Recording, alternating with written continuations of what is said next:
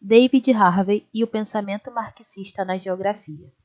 Escrito por Wellington Clay Porcino Silva, Universidade Federal do Rio Grande do Norte, Natal, Brasil.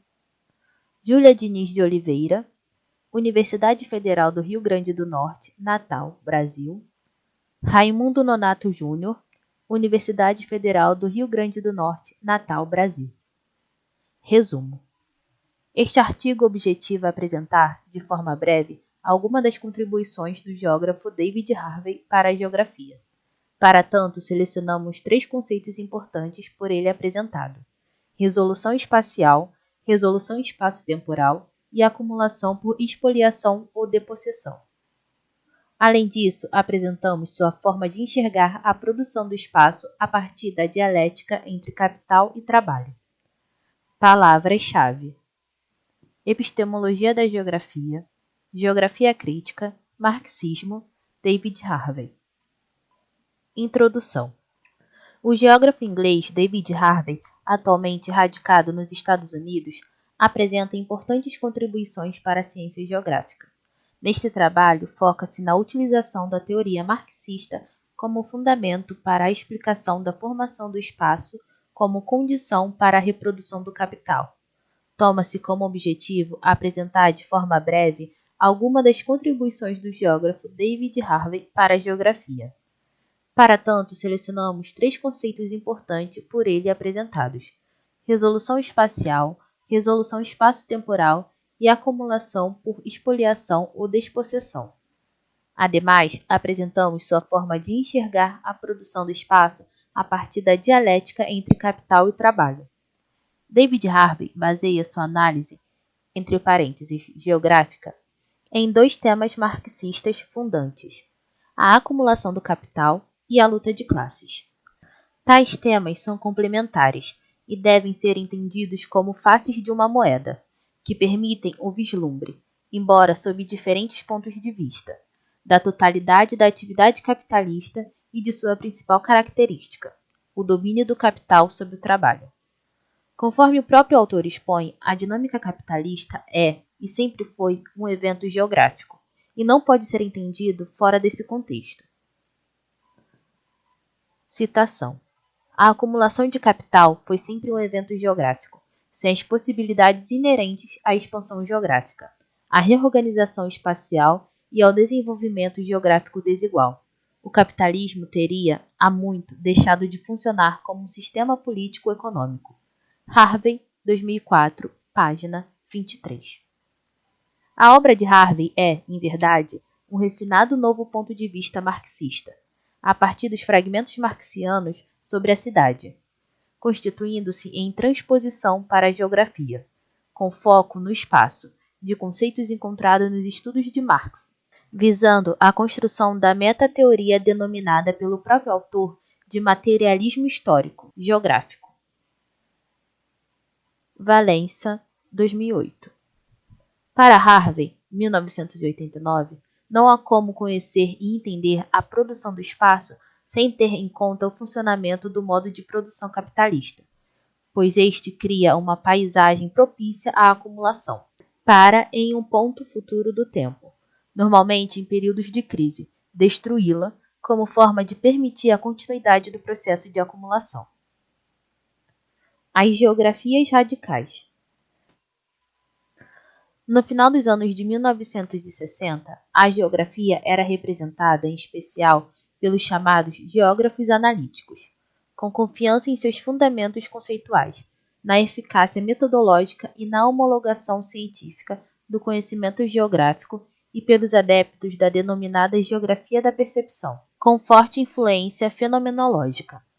Ainda nesse período, e durante toda a década de 1970, o status quo da geografia foi alvo de profundas críticas, decorrente, dentre outros fatores, da crise geral da ideologia liberal da Guerra Fria. Mendonça et al., 2002. Essas críticas radicais têm como base a percepção de que a geografia, como posta até então, não entendia a sua função social. Ao contrário, era conservadora e utilizada para a elaboração de justificativas teóricas que contribuíssem para a manutenção do poder pela classe dominante. Mendonça et al., 2002.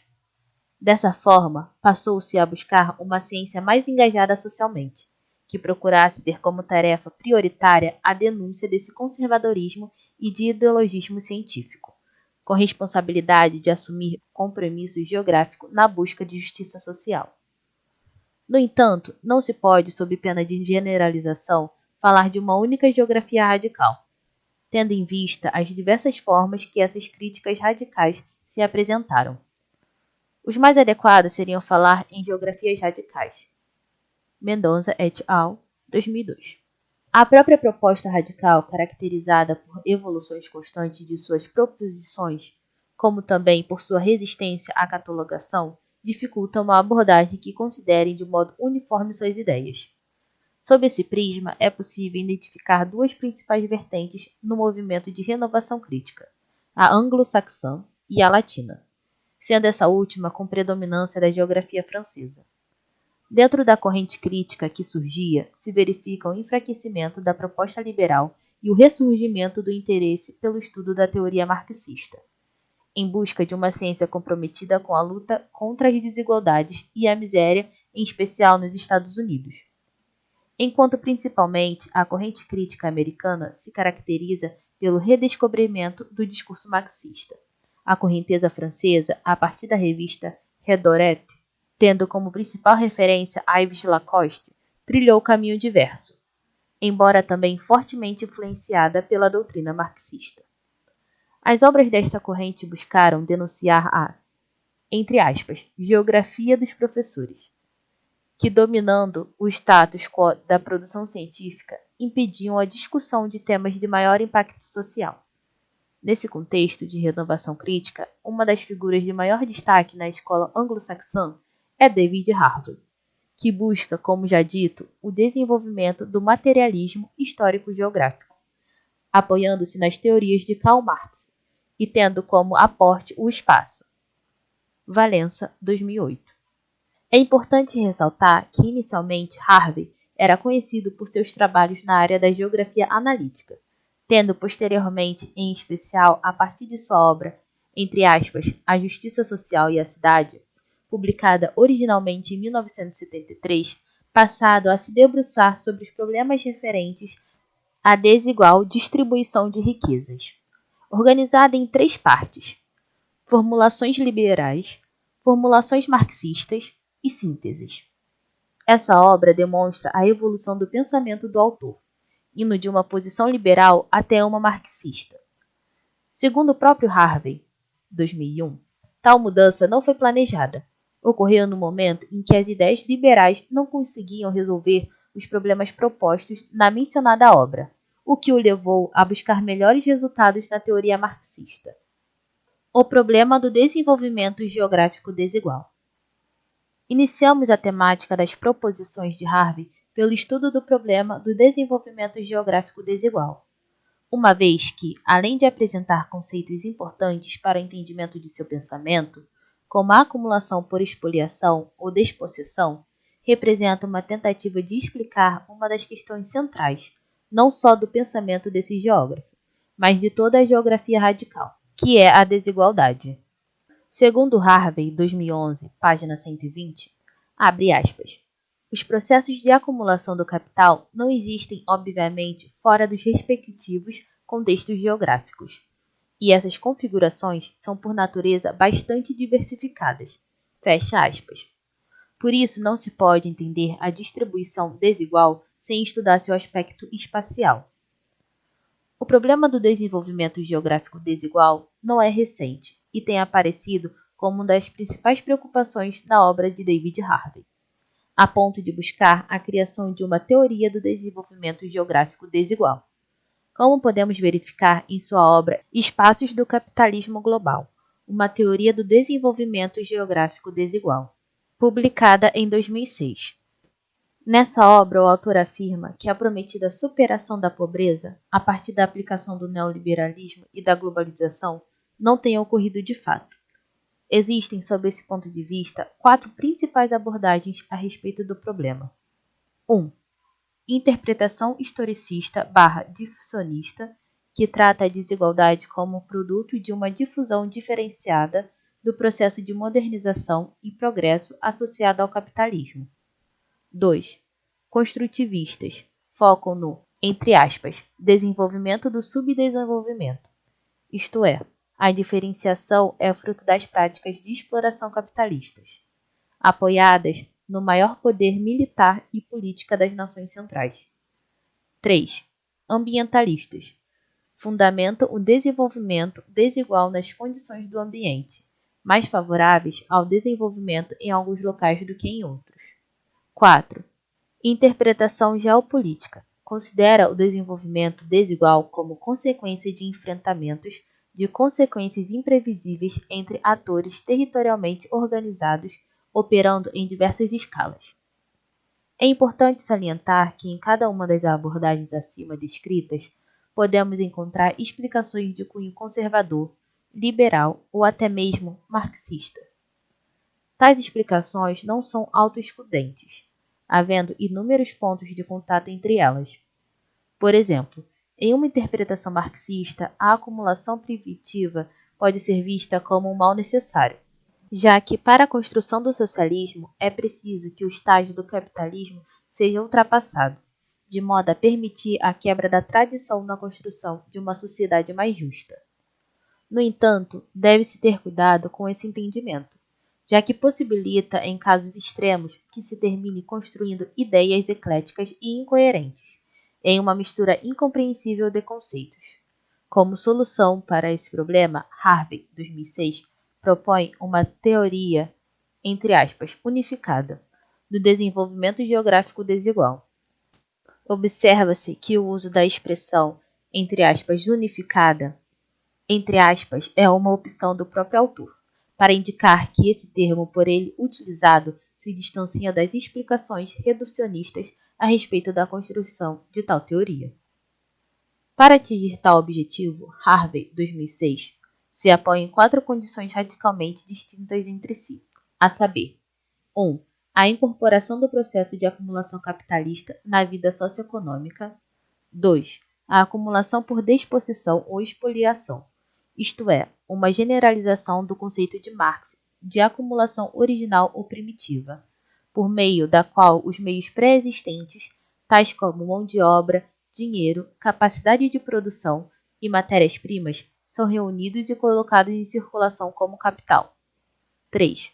O caráter paralegal da acumulação capitalista no tempo e espaço. 4. As lutas de classe, política e social, nas mais variadas escalas. Questiona-se, assim, como reunir tais elementos tão dispares em uma teoria unificada. Inicialmente, depende do que se entende por teoria.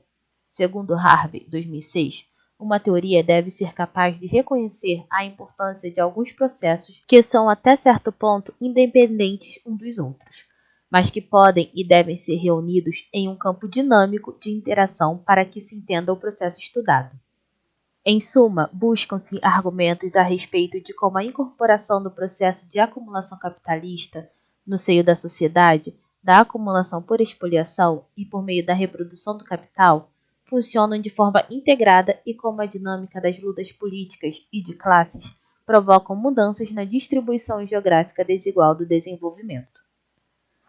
Contudo, antes de apresentar seus argumentos a respeito da mencionada teoria, Harvey discute o conceito de espaço, uma vez que, de modo geral, as teorias sociais o desconsideram, seja por entendê-lo como uma complicação desnecessária, seja por tratá-lo como simples palco onde se desenrolam os processos sociais.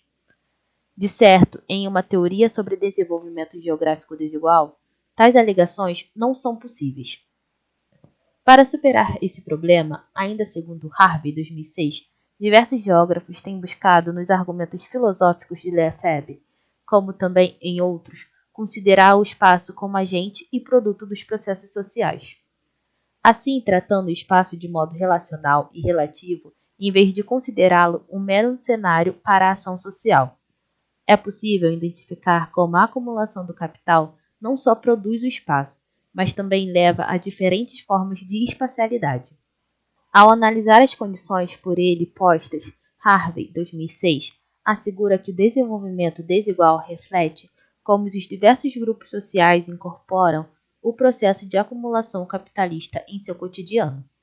Para compreender as diversidades e desigualdades, é preciso reconhecer como as inúmeras variações geográficas se relacionam com o processo mais geral de acumulação capitalista, de modo a integrar as particularidades na formulação de uma teoria geral do desenvolvimento geográfico desigual.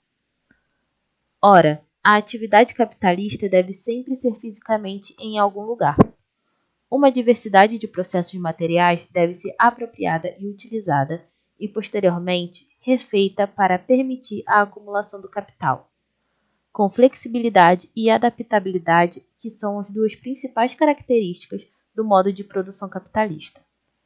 A forma como o processo de acumulação se dá no dia a dia da população é peça fundamental na produção de espaços desiguais, como, por exemplo, as diferenças entre o ambiente de individualismo e empreendedorismo do Vale do Silício e o meio onde a religião é componente-chave de Karachi.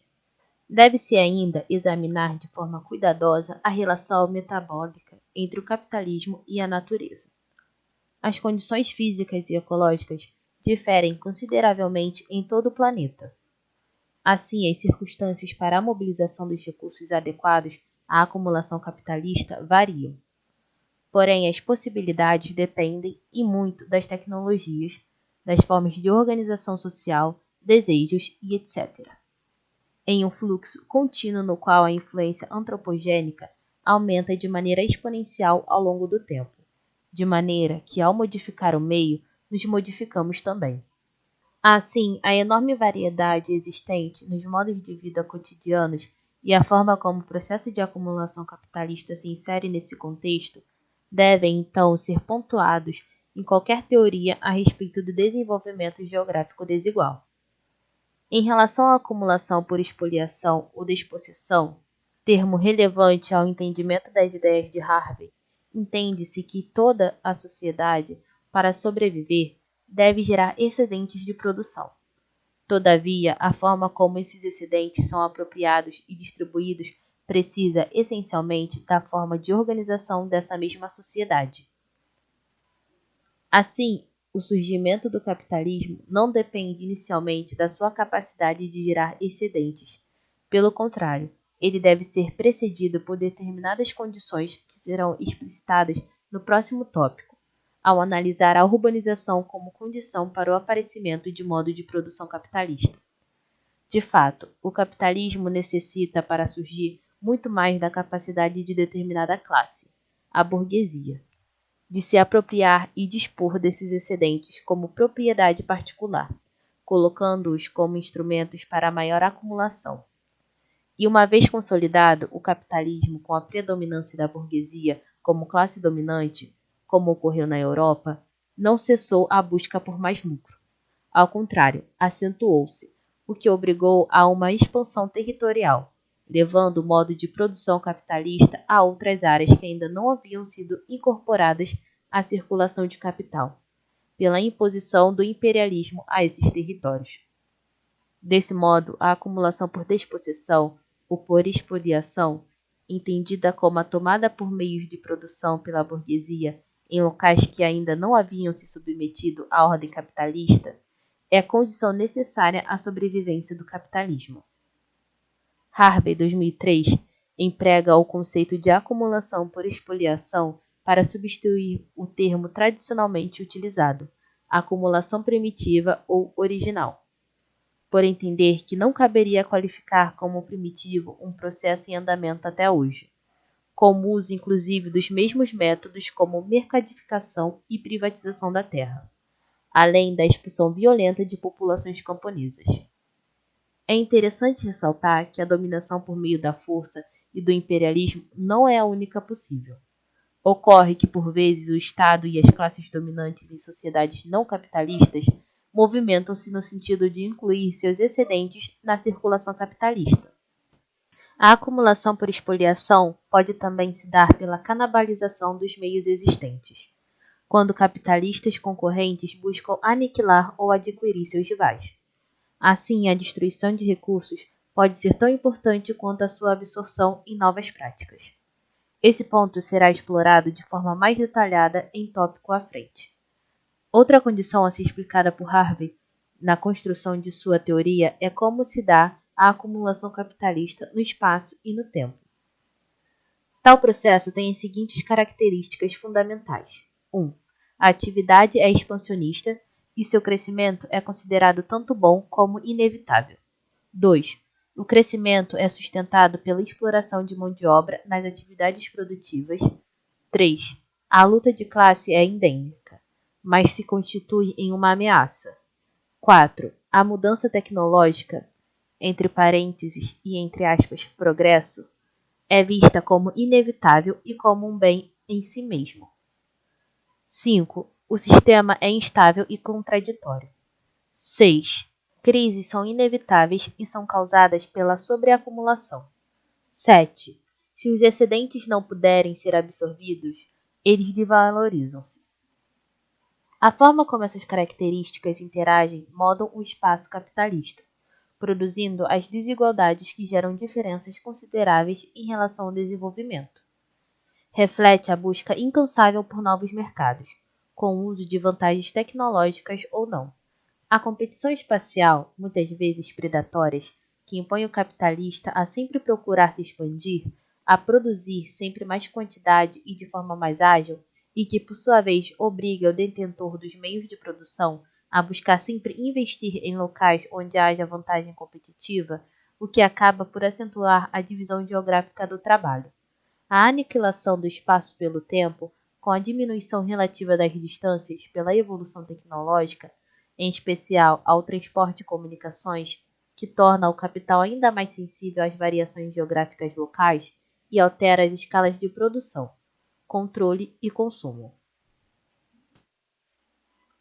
As estruturas físicas destinadas à produção e ao consumo, tal como o sistema de transporte e que possuem outro tempo mais longo para a produção de excedentes, funcionam como pré-condição necessária, já que liberam outras formas de capital para uma movimentação espacial mais livre, funcionando como uma verdadeira força de atração. Pode-se ainda citar a forma como o Estado intervém, de modo a facilitar ou não a acumulação capitalista, ocorrendo, por vezes, embates ou alianças entre governantes e capitalistas. A interação dos fatores acima expostos demonstra como o modo de produção capitalista e a forma como ele se difunde no espaço e no tempo impacta de forma significativa na realidade desigual que se percebe atualmente.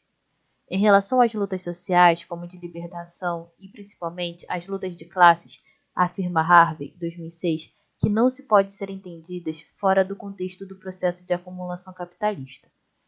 É sabido que a dinâmica de como o capitalista de produção se reproduz no espaço e no tempo provoca uma série de conflitos, dentre eles os quais se destaca a luta de classes entre burguesia e proletariado.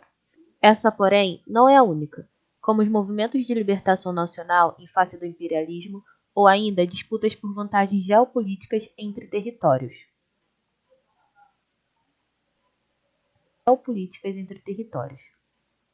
No entanto, o mais óbvio e para os marxistas mais relevante é a já mencionada luta de classes. Disputas sobre salários, condições de contrato e trabalho são uma faceta sempre presente no capitalismo. Entretanto, o estágio da luta de classes se modifica em sociedades diversas.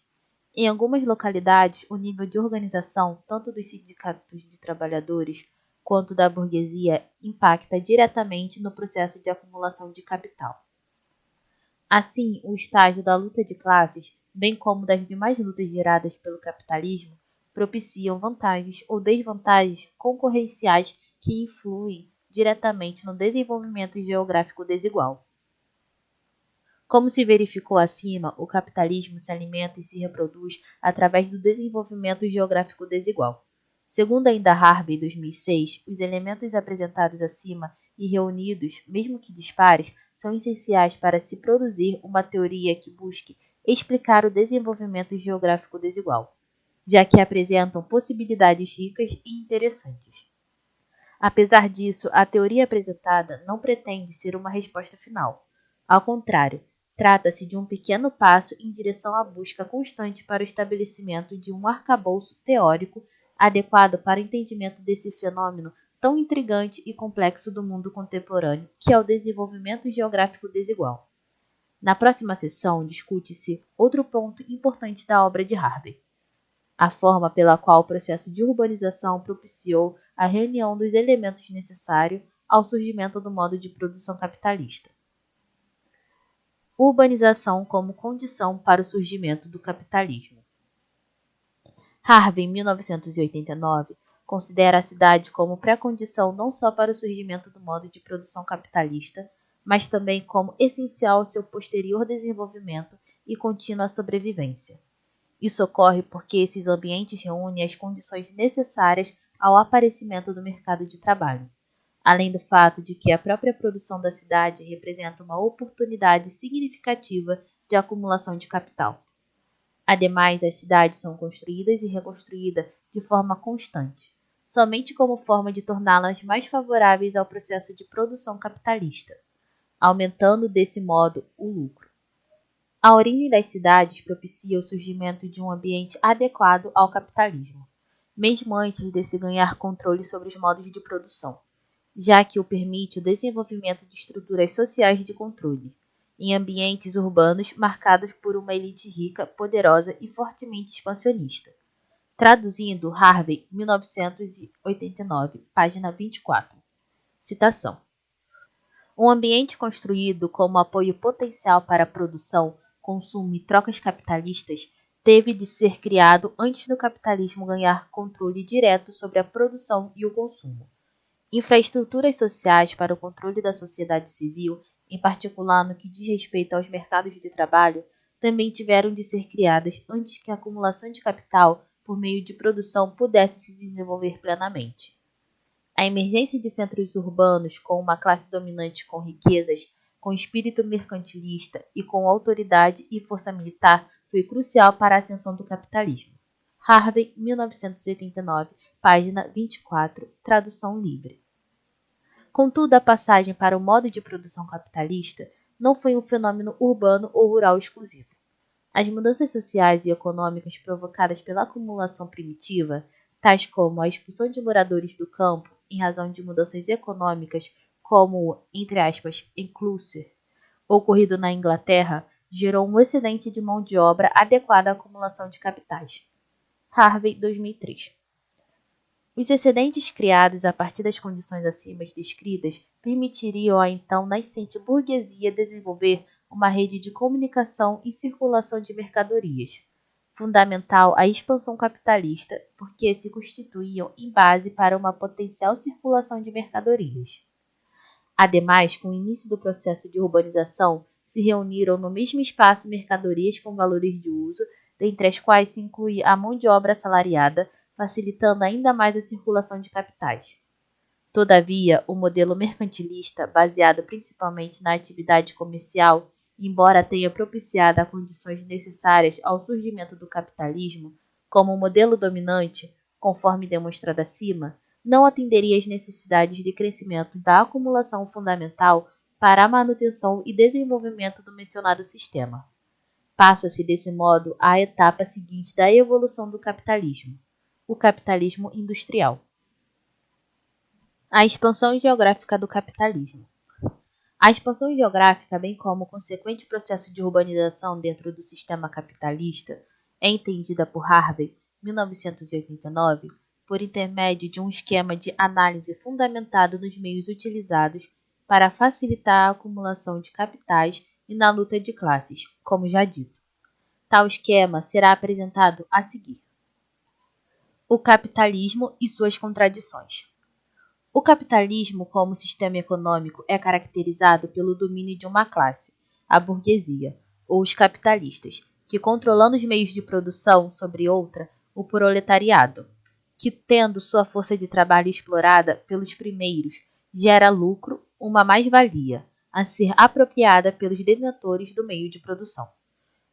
Como resultado desse mecanismo de funcionamento, para que a classe capitalista se mantenha no controle, é primordial que ela expanda suas oportunidades de lucro, através de um contínuo crescimento da produção, o que acaba por desenvolver um meio social fundado tão somente nos princípios da acumulação por acumulação e da produção pela produção.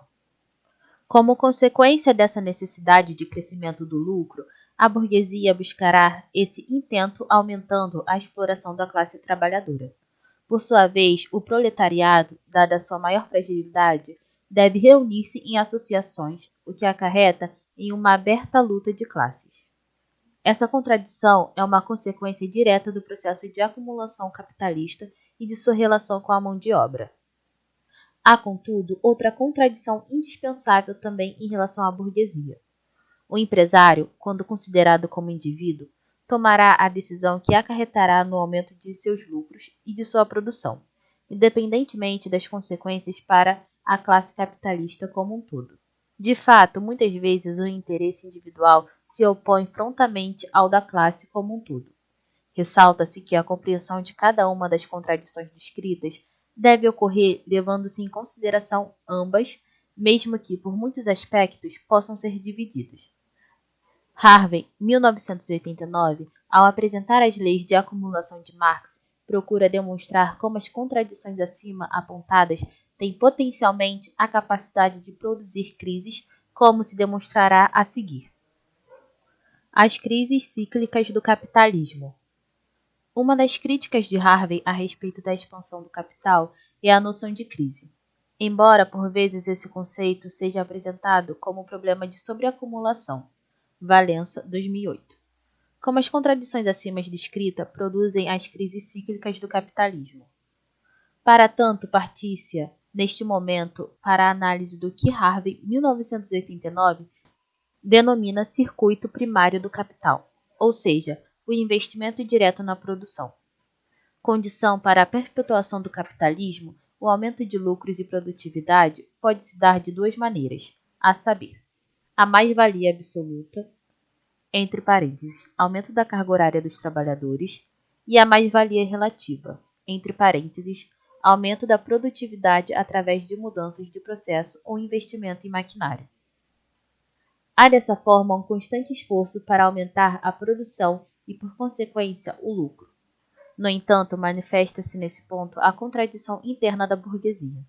A busca incansável pelo aumento da produção, tendo como premissa a simplificação elaborada por Marx a respeito do consumo imediato dos bens produzidos, ocasionará um excedente, que por sua vez acarretará uma crise de sobreacumulação, caracterizada por superprodução de bens, excesso de capital mercado por falta de oportunidades interessantes de investimento ou pela existência de capacidade ociosa. Excesso de mão de obra, aumento na exploração do proletariado e consequente margem de lucro decrescente. Tem-se, então, uma crise de sobreacumulação. A ocorrência de tais eventos é recorrente no modo capitalista de produção, sendo por isso designada de crises cíclicas do capitalismo. Ressalta-se que as crises no capitalismo não apresentam apenas consequências nocivas do ponto de vista sistêmico. Citando Harvey, 2001, página 46, como não há outras forças compensatórias em ação dentro da anarquia competitiva do sistema econômico capitalista, as crises possuem uma função importante. Elas impõem algum tipo de ordem e racionalidade no desenvolvimento econômico capitalista. Isso não quer dizer que as crises sejam ordenadas ou lógicas. De fato, as crises criam as condições que forçam algum tipo de racionalização arbitrária no sistema de produção capitalista. Harvey, 2001, página 46.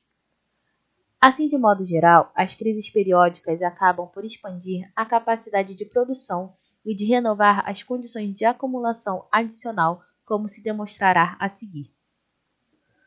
O uso do espaço como possível solução das crises. Como já dito, segundo Harvey, 1989, as crises no capitalismo não são consideradas como os fatores externos, e sim como decorrência das contradições internas do próprio sistema. Ocorrem devido à tendência geral de decréscimo na taxa de lucro, devido à desproporção entre o crescimento da produção e a incapacidade de absorção integral desse crescimento pelo consumo. Como então se soluciona o problema apresentado pela crise? Embora as crises apresentam consequências gravíssimas sob o ponto de vista social, Para que o sistema capitalista se mantenha, deve-se buscar condições adequadas para a renovação da acumulação, levando tal processo a um nível novo e superior, caracterizado por uma maior produtividade de mão de obra, com a utilização de máquinas e equipamentos mais sofisticados.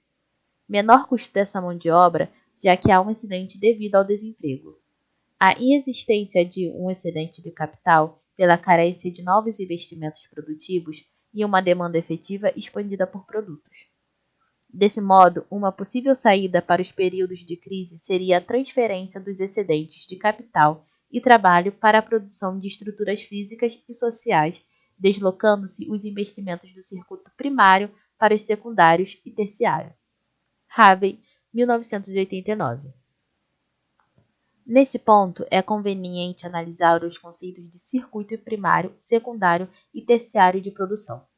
Harvey, 1989, denomina o setor em que as mercadorias são produzidas de circuito primário, enquanto o secundário se dedica à produção do chamado build effort, ou seja, do espaço construído para a produção e para o consumo e do capital imobiliário, enquanto o terciário se refere à cultura, ciência, tecnologia e educação. Assim, uma possível solução para o problema de sobreacumulação acima descrito, ainda que temporário, é o investimento no que Harvey chama de circuito secundário do capital, isto é, o investimento na formação do chamado ambiente construído, que tanto pode ser destinado à produção e quanto ao consumo. Tal ambiente, com suas características de fixação, exige uma maior articulação do sistema financeiro ou do Estado, ou de ambos, já que os capitalistas individuais têm dificuldades em realizar investimentos. Não obstante, os investimentos têm profundo impacto na urbanização, porque é através desse investimento que se cria uma paisagem física que tem como objetivo principal facilitar a produção, a circulação, as trocas e o consumo. Isso ocorre pois desses investimentos resultam obras de infraestrutura, como estradas, objetos fixados, rígidos e que somente podem ser removidos se forem destruídos. Completando o quadro exposto por Harvey sobre a circulação do capital no modo de produção capitalista, deve-se analisar o que ele intitula de circuito terciário do capital, composto pelos investimentos em ciência e tecnologia, particularmente como forma de manter em constante movimento a evolução das técnicas de produção pelos denominados gastos sociais, relacionados primeiramente como forma de reprodução da força de trabalho. Entre parênteses, investimentos em educação e saúde, por exemplo. Além dos investimentos destinados a reduzir a ênfase na luta de classes. Entre parênteses, cooptação, repressão, etc. Ainda que exista a importância do investimento em ciência e tecnologia, como forma de aumentar a produção e os lucros, o investimento na força de trabalho somente ocorre quando o estágio da luta de classes impõe, como forma de assegurar o controle da classe trabalhadora pelo capital. Mais uma vez, o papel do Estado é relevante, até mesmo como mediador nas relações decorrentes da luta de classes, tendo importante papel em coordenar os investimentos sociais a serem realizados. Para entender como a tendência à sobreacumulação funciona, não só no circuito primário, mas em todo o sistema capitalista, é necessário substituir, de acordo com Harvey, o conceito de lucratividade pelo conceito de produtividade, visto que o primeiro apresenta sérias dificuldades quando empregado em relação aos circuitos secundário e terciário do capital. Desse modo, Harvey opta pelo conceito de produtividade, já que os capitalistas, como uma classe, e normalmente por intermédio de agências de fomento, investem no desenvolvimento de condições favoráveis à acumulação. Assim, investimento produtivo seria aquele que, direta ou indiretamente, expande a base de produção de mais-valia. Esse tipo de investimento é potencialmente constatado também no circuito secundário e terciário sob certas condições. Harvey mostra a questão é assinalar quais condições são essas. Nesse sentido, investimento em maquinário e em ciência e tecnologia, como forma de buscar melhorar a produção, são exemplos que geram pouca dúvida. Mas em relação às estradas, casas, educação, etc. Quais serão e quais não serão produtivos? Essa pergunta é extremamente difícil de responder. Ao redor dela gira todo o foco do planejamento atual, sendo que a própria questão do custo-benefício de tais investimentos já representa uma demonstração da dificuldade da pergunta. Como já foi levantado, uma das consequências das contradições intrínsecas ao capitalismo é o surgimento de crises de sobreacumulação. No circuito primário, é mais claro o entendimento de tais crises e de suas consequências, como demonstrado. Porém, como se manifestam as crises no secundário e no terciário? Como procurou-se demonstrar nesse trabalho, temporariamente é possível evitar os efeitos da crise através do investimento nos outros circuitos.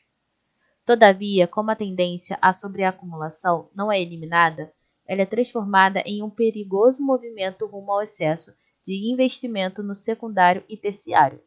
Investimentos estes dedicados somente a atender aos interesses do capital. Há, portanto, uma desvalorização do capital fixo e do fundo de consumo, e em ciência e tecnologia, com reflexos tanto no mercado financeiro como no Estado, com o esgotamento das oportunidades de investimentos produtivos. Isso força a uma racionalização das estruturas públicas e privadas, o que leva à constatação de que as crises do capitalismo funcionam como racionalizadoras irracionais do sistema. Nesse ponto é interessante abordar o conceito de resolução espaço-temporal, como definido por Harvey. É a busca de resolução, ao menos temporária, do problema de sobreacumulação ou de falta de oportunidade de investimentos produtivos através do deslocamento de tais inversões no espaço em direção a áreas onde seriam mais produtivos ou no tempo, quando haveria uma protelação dos resultados financeiros desses gastos. E como essas forças impactam na produção do espaço? Já se demonstrou que o investimento, em especial no ambiente construído, atinge fortemente a paisagem física. No entanto, dado a prazo longo de amortização desse tipo de investimento, muitas vezes é necessária a perpetuação do modelo de busca incessante de acumulação que a paisagem seja construída pelo próprio capital, apenas para ser destruída em um ponto subsequente do tempo, normalmente no curso de uma crise, de modo a permitir ainda mais acumulação. Os impactos desse fenômeno no processo de urbanização são imensos. Utiliza-se como exemplos as cidades do chamado Cinturão da Ferrugem, nos Estados Unidos. Tais cidades, dentre as quais se destaca Detroit, que outrora representavam a face mais dinâmica do capitalismo, com suas fábricas de automóveis e pulsantes siderúrgicas, atualmente se caracteriza como um dos exemplos mais visíveis da resolução espaço-temporal. Harvey, 2011. A necessidade de elevar cada vez mais a lucratividade e de aplicar excesso de capital levou essas empresas a buscarem novos locais para suas unidades de produção, lugares com menores custos de produção, devido à sua incipiente luta de classes e desejos por atrair investimentos. Como consequência direta dessa migração, houve um esvaziamento daquelas áreas urbanas anteriormente prósperas, praticamente aniquilando o mercado de trabalho e deixando a classe trabalhadora sem opções de subsistência.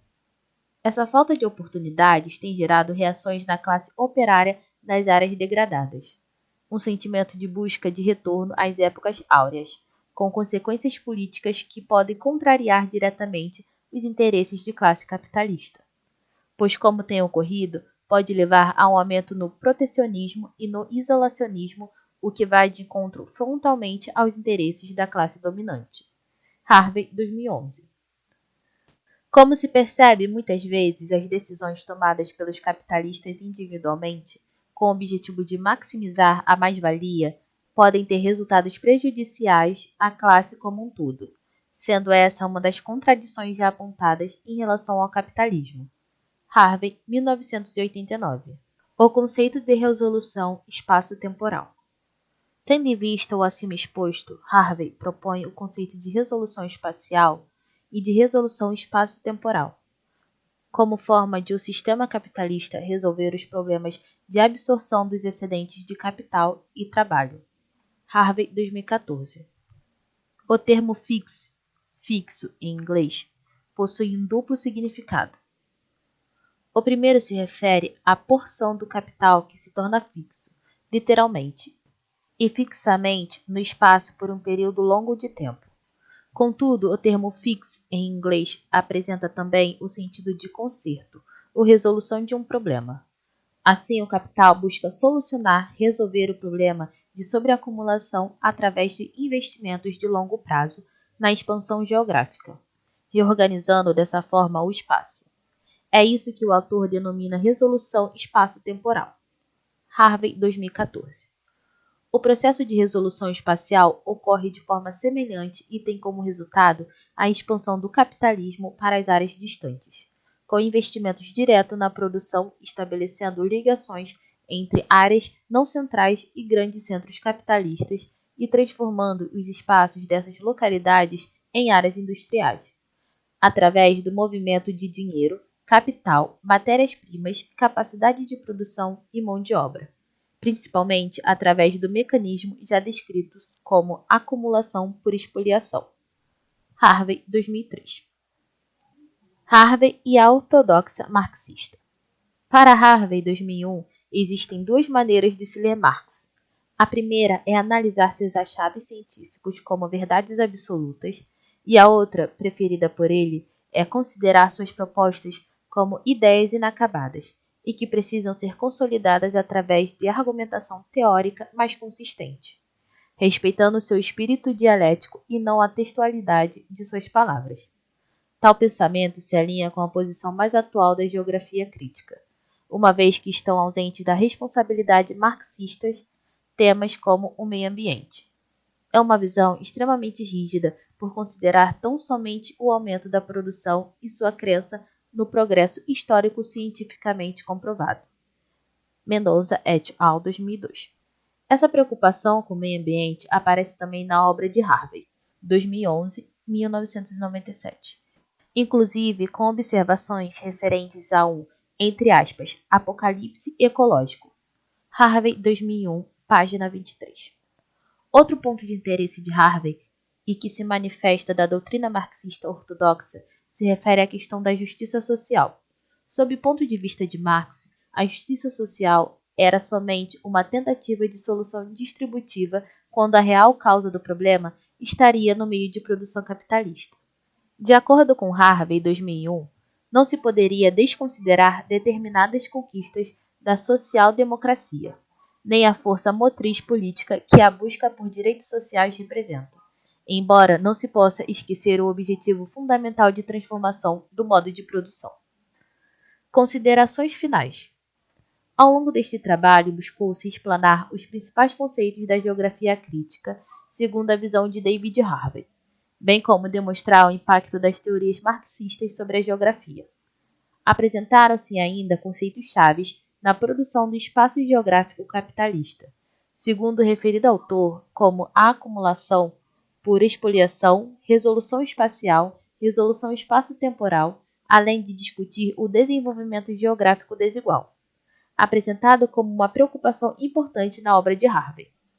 Buscou-se também apontar reflexões em que esse autor se afasta da teoria ortodoxa marxista, já que em alguns aspectos as formulações dos clássicos fundamentais de tal visão não são suficientes para explicar a totalidade.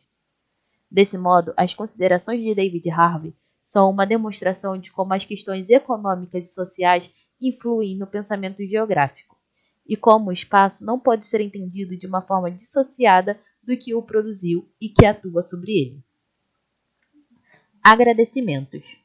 A coordenação de aperfeiçoamento de pessoal em nível superior, entre parênteses, CAPES, pelo financiamento desta pesquisa junto ao programa de pós-graduação em Geografia.